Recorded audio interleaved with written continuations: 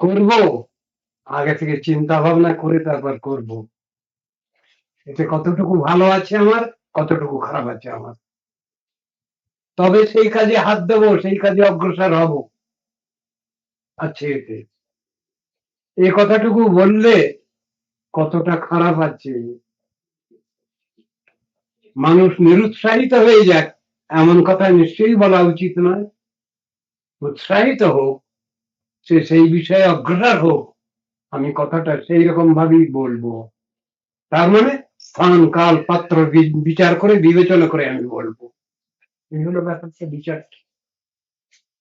সুচিন্তা চোক্তম সুবিচার্য যৎকৃতম, যে কাজ করব আমি খুব বিচার নিরীক্ষা করে সে কাজ আরম্ভ করব, যেন তার ফলটা ঠিক ঠিক থাকে, পাওয়া যায়, অ্যাচিভমেন্টটা যেন ঠিক থাকে, আমাদের প্রাপ্তিটা। ওটা যদি না শিখি, না জানি, তাহলে কি করে কি করব? কিন্তু জেনে নিতে হবে, সব কাজের প্রধান কনস সব জেনে নিতে হবে, ভালোটা মন্দটা, কতটুকু ভালো কতটুকু খারাপ, এগুলো জেনে নিয়ে বুঝে নিয়ে সেই কাজ আরম্ভ করতে হবে, তবে সেই কাজটা দীর্ঘস্থায়ী হবে। কোন কাজে জমার ঘর বেশি আর কোন কাজে খরচের খাতা বেশি, শাস্ত্রে সুন্দরভাবে বলে দিয়েছেন। ফিক্সড ডিপোজিট দরকার। ফিক্সড ডিপোজিট কোনটা? অর্থ, আর্থিক জগৎ, আর একটা সাইড হলো পরমার্থ, স্পিরিচুয়াল সাইড। স্পিরিচুয়াল সাইডে জমার ঘরটাই হলো বড় ঘর। সেখানে যদি জমার ঘর আমার ভালো থাকে, ফিক্সড ডিপোজিট, কোনো চিন্তা নেই, কুছ পারোয়া নেই।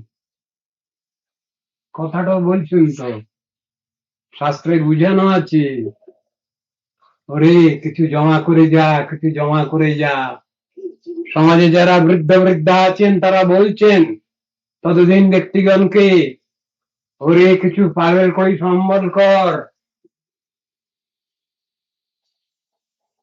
কিছু জমার ঘর রাখো। জমার ঘরটা ভুলে যাচ্ছি কেন আমরা? জমার ঘর মানে পরমার্থ, এইটা নিয়েই চলবো, এইটাই হলো চলার পথে, সমাজে চলবার পথে আমাদের ব্যাকিং, এই জমার ঘর। এই কথাই তো শাস্ত্র শিক্ষা দিয়েছেন, এই শিক্ষাই তো দিয়েছেন গুরু বৈষ্ণব, এই শিক্ষাই তো দিয়েছেন গোস্বামীগণ, এই শিক্ষাই তো দিয়েছেন মুনি ঋষিগণ, আমাদের ঊর্ধ্বতন কর্তৃপক্ষ। তাদের কথা ভুলে যাচ্ছি কেন? তাদের কথা নিয়েই চলতে হবে। যারা বুদ্ধিমান বুদ্ধিমতী এ সংসারে, তারা এই বিচার নিয়ে চলবেন, তাহলে তারা লাভবান হবেন, সে কথা ভুললে চলবে না। কতক্ষণ হলো বলছে না, বোধহয় মেশিন খুলে রেখেছে, বোধহয় মনে হচ্ছে। আমি সব বাজে বাজে কথা বলছি। কনক্লুশন দিন।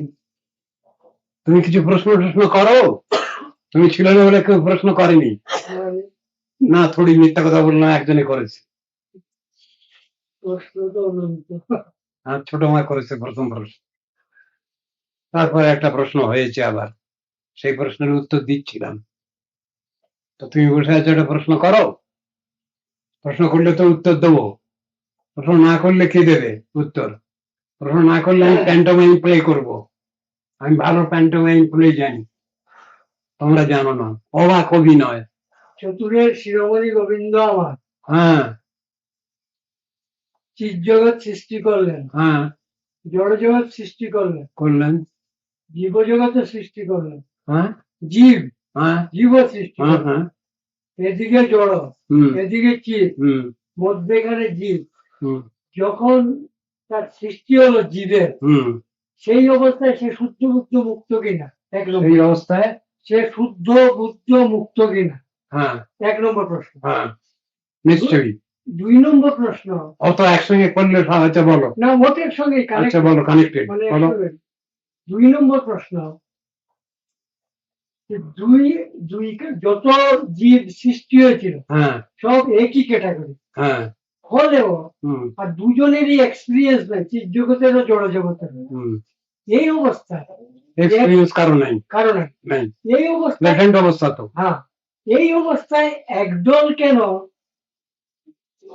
মুক্ত হয়ে চলে গেল, আর এই একদল কেন পরীক্ষায়, বদ্ধ হয়ে গেল? একদল পরীক্ষায় পাস করলো, তারা ভগবানের দিকে চলে গেল। আর যারা ফেল করা ছাত্রছাত্রী, আমরা এই সংসারে এসে পড়ে গেছি। সহজ সরল উত্তর। বুঝলাম, কিন্তু দুজন ফেল করা ছাত্রছাত্রী যারা, তারা আমরা এই জড়মায়ার সংসারে এসে গুতনি খাচ্ছি। আধ্যাত্মিক, আদি ভৌতিক, আদি দৈবিক এই ত্রিকার্যমায় জর্জরিত হচ্ছি। আর যারা পাস করে গেল, তারা একেবারে ভগবানের কাছে গিয়ে সাক্ষাৎ সেবা লাভ। কি আর কি করলে কি হবে? ফেল করা ছাত্রছাত্রী পাস করা ছাত্রছাত্রীর সঙ্গে ঠেলাঠেলি গুতগুতি করলে কি করে হবে? আমরা সব ফেল করা ছাত্রছাত্রী, তাই এই সংসারে এসে এখানে ঠেলাঠেলি গুতগুতি করছে, টাগ অফ ওয়ার। আর পাস করা যারা, তারা গিয়ে ভগবানের কাছে গিয়ে সাক্ষাৎ ভাবে সেবা করছে। এইগুলো ইতিহাস। আর যখন বর্ডারেতে যখন এই হয়েছে, হ্যাঁ, পাকিস্তান সম্বন্ধেও ধারণা নাই, আর হিন্দুস্তান সম্বন্ধেও আমাদের কংক্রিট আইডিয়া নেই, তখন তো ল্যাটেন্ট অবস্থা। কিন্তু পরীক্ষা যে হয়েছে সে তো ইন্টারভিউ, ইন্টারভিউ দিয়েছি, ইন্টারভিউ ফেল করা ছাত্রছাত্রী সব এখানে এসে পড়েছে, আর পাস করা ছাত্রছাত্রী সব কেটে পড়েছে, তারা সেখানে ভগবানের সাক্ষাৎ সেবা করছেন। এই তো উত্তর। ভগবানের বিচার তো চুলচেরা বিচার, জীবাত্মা সবই তখন শুদ্ধ বুদ্ধ। কিন্তু রুচি পরীক্ষায় ভগবান যে রুচি পরীক্ষা করেছেন আমাদের, সেই রুচি পরীক্ষায় ফেল করা ছাত্রছাত্রী আমরা এখানে এসে সংসারে কষ্ট পাচ্ছি।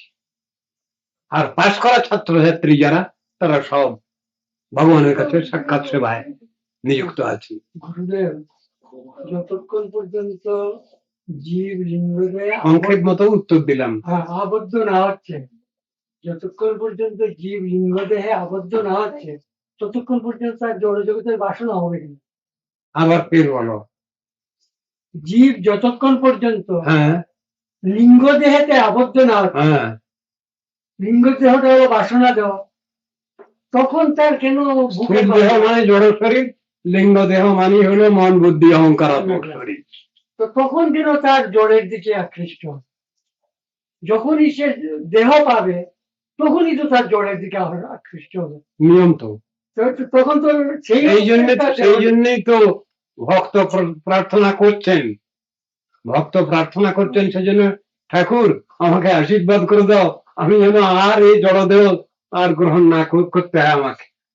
ভগবানের কাছে প্রার্থনা করছেন। সম্রাট কুলশেখরের যে স্তব আছে, তার ভিতরে আছে প্রার্থনা, ঠাকুর আমাকে এমন আশীর্বাদ করে দাও, আমি যেন আর এই জড়দেহ ধারণ করে যেন এই সংসারে আর না আসি। তার মানে তোমার কাছে থেকেই যেন আমি নিত্যকাল তোমার সেবা করি। এই প্রার্থনাটা ওই জন্য আছে। তো জড় দেহেতেই তো সব আসক্তি, মন বুদ্ধি অহংকারাত্মক দেহ সূক্ষ্ম হলে কি হবে, জিনিস একই। শৃঙ্খলাবদ্ধ আমরা এই সংসারে, সেই শৃঙ্খলটা সোনার হতে পারে, সে শৃঙ্খলটা রূপোর হতে পারে, সেটা তামার হতে পারে, সেটা লৌহ শৃঙ্খল হতে পারে, শাস্ত্রে উদাহরণ দিয়ে বলা আছে। কিন্তু সেটা তো শৃঙ্খল, সেটা তো বদ্ধদশা। আমি মুক্ত হয়ে গেছি একথা বলা চলবে না। কাকো সোনার চেন দিয়ে বাঁধা হয়েছে, কাকো রূপোর চেন দিয়ে বাঁধা হয়েছে, কাকো তামার চেন দিয়ে বাঁধা হয়েছে, কাকো লোহার চেন দিয়ে বাঁধা হয়েছে, কিন্তু বদ্ধদশা। একই সঙ্গে উত্তর দিয়ে দিয়েছেন আমার ব্যাপারগুলো, ওটা বদ্ধদশা। আমরা তো ওইটাই বদ্ধদশা, তা বুঝতে পারছি না। এই সংসারটা হলো কারাগার, এ বোধ আমাদের আছে, তাহলে আমরা উল্টোপাল্টা করি। তাহলে তো আমরা মুক্তির জন্য, ভক্তি লাভের জন্য চেষ্টা করি। যেহেতু আমরা সংসারের সমস্ত কাজগুলোই করে যাচ্ছি, অথচ ভগবত ভক্তির জন্য কিছু করছি না। বাজারে যাচ্ছি, 1 কেজি বেগুন দরকার, চাষি ভাইয়ের জোড়া থেকে বেগুন নিয়ে নিয়ে বেছে বেছে ঘুরিয়ে ঘুরিয়ে দেখছি এই বেগুনটা পোকা না বুড়া বেগুন। নিটোল বেগুন বেছে, এই ওজন করো এটা। কেন? চাষি ভাই যা তুলে দেবে ব্যাগে তাই নেবো না কেন আমি? সে সময় সেসব সম্বন্ধে তো খুব পার্টিকুলার আমি। আবার আলু কিনবো 2 কেজি, বেছে বেছে বেশ নিটোল আলু, পচা না হয়, পোকা না হয়, কাটা না হয়, দেখে দেখে ওজন করো। হাঁড়ি পাতিল কিনতে যাচ্ছি, একটা কুজো কিনবো কি একটা একটা এ কিনবো, হাঁড়ি কিনবো, হাতে নিয়ে বাজিয়ে দেখছি ধ্যাপ ধ্যাপ করে কিনা, না টং টং করে কিনা, জল দিয়ে পরীক্ষা করছি ফাটা আছে না ফুটো আছে। কত চালাক আমি, কত বুদ্ধিমান আমি, সো কসাস। হ্যাঁ, অথচ যখনই বলে এই জড় শরীর কাকে বলে গো, স্থূল শরীর কাকে বলে, লিঙ্গ শরীর কাকে বলে, জীবাত্মা কাকে বলে, সাধন ভজন কাকে বলে, যখনই জিজ্ঞাসা করা তখনই বলবে কিছু জানি না, কিছু জানি না, ও আর দরকার নেই, ও আর দরকার নেই। এগুলো সব দরকার আছে, হি আর সি ইজ ভেরি পার্টিকুলার, কিন্তু এই সম্বন্ধে কোনো কথা নাই। মানুষের দুর্দশা তো এইখানেই যে আমি সাধারণ বিষয় সংগ্রহ করতে গিয়ে, জিনিস সংগ্রহ করতে গিয়ে আমি খুব কশাস, কেয়ারফুল, ভীষণ সাবধানী। সেই আমি যখনই ধর্মের কথা আসবে, আত্মকল্যাণের কথা আসবে, তখনই ওটাকে ইগনোর করবো, অস্বীকার করবো। এই তো বদ্ধজীবের রীতিনীতি। এই কি করা যাবে তাহলে? রীতিনীতি যদি এটা হয়ে পড়েছে, তাহলে সেই ভাব শুধরাবে কে, সে লাইনটা ধরাবে কে? শাস্ত্রের থিওরি, ভগবানের মুখের উপদেশ, তার নাম শাস্ত্র, তার নাম সংবিধান। এই যে উদাহরণ দিয়ে দিয়ে বলা আছে, ভারত রাষ্ট্রে বাস করি আমরা, ভারতীয় সংবিধান মানি। কেন মানি? আমেরিকা থেকে খেদিয়ে দেবে, তাড়িয়ে দেবে, ভারত থেকে, ইন্ডিয়া থেকে বের করে দেবে, ওই জন্য ভারতীয় সংবিধান মানি আমি। কার জন্যে? সর্বপ্রথমে আমার নিজের জন্য, আমার নিজের স্বার্থের জন্য। আবার তার ভিতরে অনেক ভুল দোষত্রুটি ধরা পড়ছে, মডিফিকেশন হচ্ছে, সেই সংবিধানের পরিবর্তন হচ্ছে, কিন্তু পারমার্থিক সংবিধান যার নাম, তাকে বলে শাস্ত্র, ভগবানের ডিরেকশন। এর কোনো মডিফিকেশন নাই, এর কোনো চেঞ্জ নাই, অ্যাডিশন অল্টারেশন নাই, এভার লাস্টিং, আনচেঞ্জেবল এই সংবিধান, শাস্ত্রীয় সংবিধান। সুন্দরভাবে শাস্ত্রে বেশ বিচার যুক্তি দিয়ে দিয়ে বোঝানো হয়েছে, বুঝছি কই আমরা, শুনতেই চাচ্ছি না। অমর শক্তি রাজা, তার 2 ছেলে, রাজার ছেলে সিংহাসনে বসবে, তাকে তো লেখাপড়া শিখতে হবে। ছেলে দুটো প্রথমেই শতকিয়াই শিখছে না, বয়স হয়ে গেছে। শতকিয়া মানে তো সবাই জানেন আপনারা, এমনি কথায় বলে সটকে সটকে শেখা। হ্যাঁ, শিখবে না কিছু। 2 ভাই প্রতিজ্ঞা করেছে, আমরা কিছুতেই শতকিয়া শিখবো না। রাজা তখন খুব দুঃখ করে এ করে অ্যানাউন্স করলেন, আমার এই 2 ছেলেকে যারা লেখাপড়া শেখাতে পারবে, রাজ্যের অর্ধেক দেবো তাকে। এসে হাজির হলেন বিষ্ণু শর্মা ব্রাহ্মণ, আমি শিখাবো, আমি শিখাবো এদের লেখাপড়া। কোলে পিঠে করে মানুষ করছেন 2 ছেলেকে, মাস্টার মশাই, পন্ডিত মশাই মাঝখানে শুয়েছেন, 2 দিকে 2 ছেলে। 20 বর্গার ঘর রাজবাড়ির। এই গন্ত কটা বর্গা আছে? বড় ছেলেটা যেই গুনতে যাচ্ছে, ছোট ছেলেটা মাস্টার মশাই গায়ের উপর দিয়ে গিয়ে ওর মুখটা চেপে ধরেছে। এই আমরা শিখবো না, প্রতিজ্ঞা করেছি না, দেখেছো কিরম চালা, মাস্টার শিখিয়ে দেবে, সটকে শিখিয়ে দেবে। এই তো সংসারে আমাদের অবস্থা। বড় ছেলেটা একটু সাদা সিধে সরল, সে 1 2 3 4 গুনতে আরম্ভ করেছে, তখন ছোট ছেলেটা গিয়ে চেপে ধরেছে, দাদা তুই কি করছিস? আমি শিখবো না, প্রতিজ্ঞা করেছি। দেখ মাস্টার শিখিয়ে দেবে আমাদের। এই বুদ্ধি নিয়ে তো সংসারে আমরা বসে আছি সব। তা আমাদের কে শিখাবে? আমাদের ভালো কে করবে? বললে আমি সেই জোলাই থাকবো। জোলা কাকে বলে গো? মুসলমান তাঁতি। মুসলমান তাঁতিকে জোলা বলে না? আমরা সবাই প্রতিজ্ঞা করে বসে আছি, আরে আমি সেই জোলাই থাকবো। আমার ভালো চিন্তা করছো? হবে না, আমি করবোই না ওটা, তুমি যতই বলো না কেন। এই তো প্রতিজ্ঞা আমাদের। তা আমাদের শিখাবে কে? আমাদের ভালো করবে কে? আমরা তো সুযোগ নিচ্ছি না, নেবো না, প্রতিজ্ঞা করে বসে আছি। আমাদের কে কি শিখাবে? হরে কৃষ্ণ, হরে কৃষ্ণ।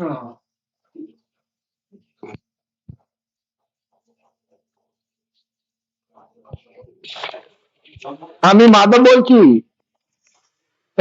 এই যে পঞ্জিতে আজকে দ্বাদশী আছে আর কালকে অর্চনান্তে পারণ আছে, এটা কি করে ব্যবস্থা হচ্ছে? হ্যাঁ, কালকে পারণে অর্চনান্তে পারণ আছে না, সেটা কি করে হবে? হ্যাঁ, না পারণ কি করে হবে দ্বাদশীর ব্যাপারে? আজকে যদি দ্বাদশী থাকে তো পারণ কালকে কি করে হবে? কালকে তো ত্রয়োদশী।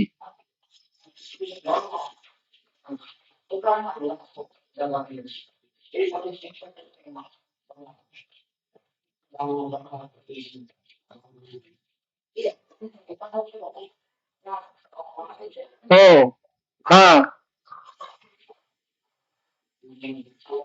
যদি আজকে কেউ অনকল্প করে তাহলে কালকে কি করে?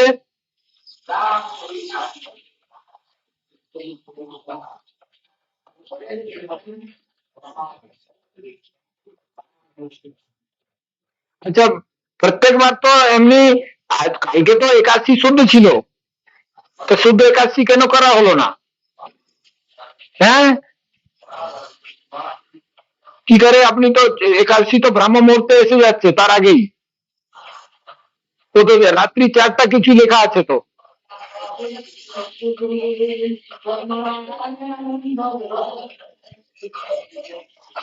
4টা পড়বে না?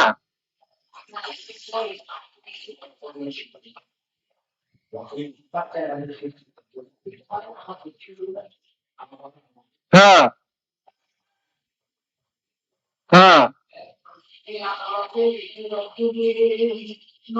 আচ্ছা, তাহলে দ্বাদশী আজকে, তাহলে অর্চন কখন করা যাবে, আজকে কি কালকে? এই বাড়াদেবের অর্চন আজকেই হবে? হ্যাঁ হ্যাঁ,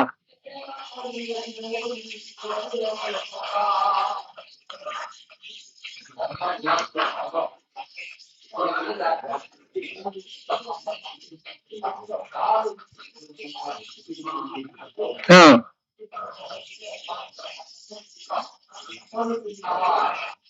হুম, হ্যাঁ হ্যাঁ,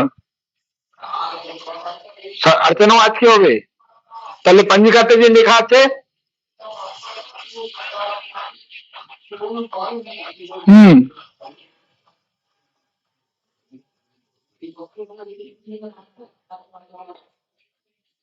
হ্যাঁ, আচ্ছা আচ্ছা, বুঝেছি।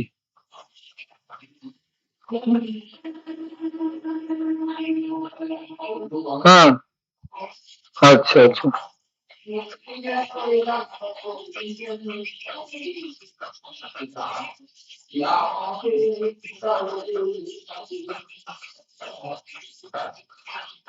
আচ্ছা, ঠিক আছে।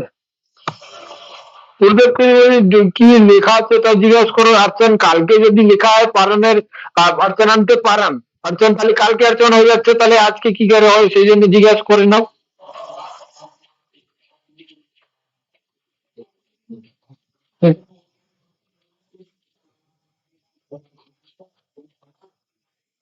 হ্যাঁ, অভিষেকটা আজকে হবে। তো অভিষেক আর অর্চনান তো অর্চন তো একই কথা, আজকে হবে। তো তাহলে ওখানে লেখা আছে ভুল।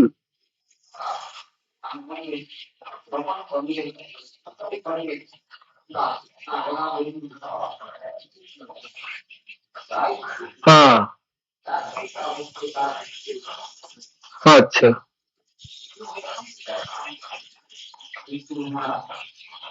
আচ্ছা আচ্ছা, ঠিক আছে। হ্যাঁ, ঠিক আছে, রাখি। আচ্ছা আচ্ছা আচ্ছা, হরে কৃষ্ণ।